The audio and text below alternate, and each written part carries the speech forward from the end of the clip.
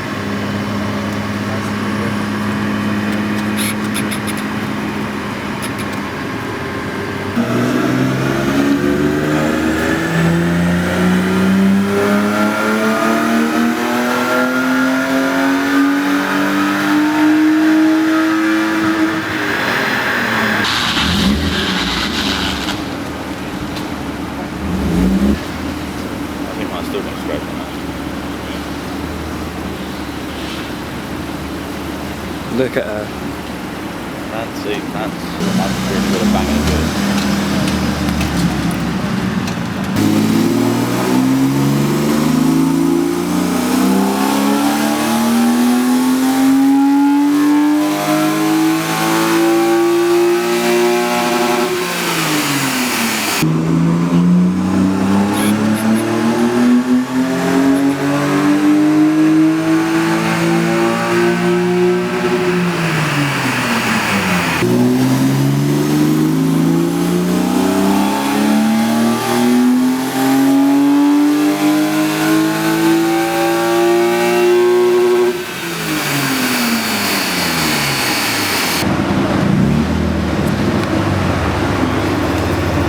Loads of lock, mate. You go out in one go, it's nice.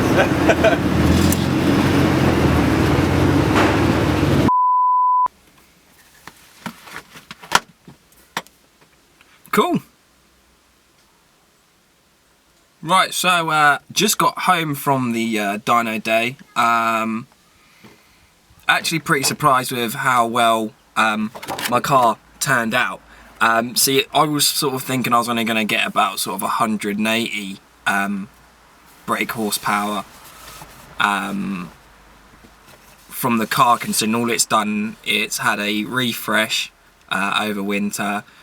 I've got a Scorpion back box with Sport Cat centre section, a stainless steel centre section. Still the standard M50 headers, which are cast and aren't that free-flowing. And a Mishimoto silicon intake elbow. And then just a normal, well, not normal, a sort of cone air filter. It's a pretty shit one as well, actually, to be fair. So yeah, from factory I think they're 189, could be wrong, for the M50 B25, but on here, that one, I got 200.5, which yeah, I'm really quite happy about. So yeah, so we've got the dyno done, basically know what it is now, which is quite good. So when I do other upgrades to the engine, I can actually go back, get it done at the same place and see what the actual gains are on it. So like I say, I'll probably put the 328 headers on it. They're stainless steel actual pipe ones, tubular ones, sorry. Possibly get a chip. I was speaking to the guys at Hack Engineering while I was there, and Ben said he doesn't rate them that much, they just put a lot of fuel through, so kind of hesitant towards it about now if that's the case. Although it'd be nice to get the car revving up to having the limit on 7,200, so for when I'm at drift days, switching from like changing gear, so from like first to second or second to third, it starts up the revs in the next gear a lot higher because the torque on this is really bad low down. Yeah, and as you can see, Joe's one came out at 211, I think it was, which is also again really good. So it'd be cool if I could get mine up to 211. I might be able to keep up with him a bit more, although his torque is still a lot better than mine. Like I think his is like 60 foot-pounds more than mine or something ridiculous. I can't really remember. 60 or 40, I think it was. So obviously he pulls away a lot better than mine. Yeah, so if you guys have got like an M50 or an M52, any type of variant, whether it's the B23, B25, B28, and you've had a dyno print out, do tell me what your figures are in the comments, and what mods and stuff you've done to them. It'd be quite cool to have a discussion about it, so I can sort of see other people's point of view, and what sort of things I can do to possibly get a bit more power. So yeah, as far as the video goes, I think that is it. So I will see you next time, guys. Well, actually, yeah, my next video, I'm going to be replacing the rear discs and pads on this because my hydro is not very good. Not that I use it for entering or anything. Just for when going out and like twinning with Joe, it'd be nice to be actually able to slow my car down when I'm chasing him or whatever. Even though he does manage to get away from me, obviously with the more power and that. So yeah, it doesn't quite grip up that well, so it'd be nice to get that going and see whether the brakes and discs and pads make any improvement. But yeah, thanks for watching, guys.